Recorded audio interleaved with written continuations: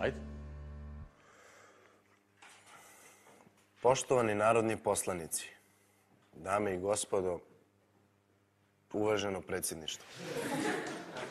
Nastavi.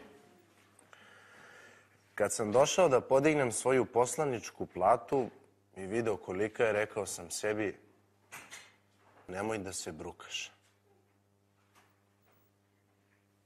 Vrati mandat. Dalje. Onda sam razmislio i odlučio sljedeće. Jače. Mandat koji mi je narod dao zadržat ću, a ovoliku platu koju smo odredili sami sebi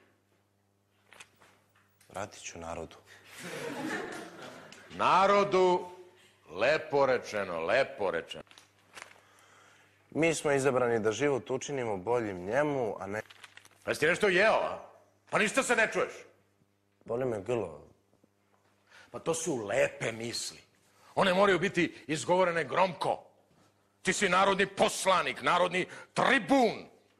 Ako si već izašao na govornicu, ne smiješ da mrsiš. A oni ne smiju da čitaju novine i pišu SMS poruke. Tu svaka rečenica mora biti izgovorena ravno u glavu. Mora da vičeš sa govornice. Pio sam hladan sok, pa su mi krinici otekli. Daj mi to. Ajde na mesto. Dalje kaže. Ej, dobijaš 500%. Da. Plata profesora u srednjoj školi, dame i gospodo, 9 puta je manja od ove koju smo odredili sebi. 9,5 puta.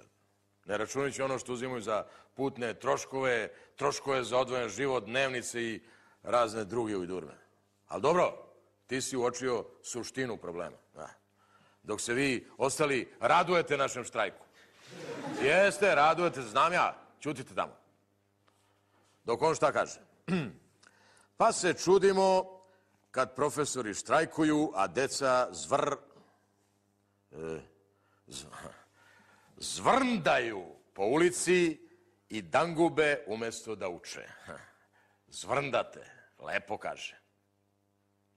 Vi se toj prosvjetnoj tragediji radujete. Kao neprosvećeno krdo.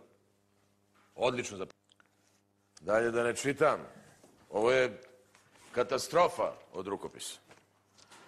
Na kraju poziva i ostale poslanike da slede njegov primer.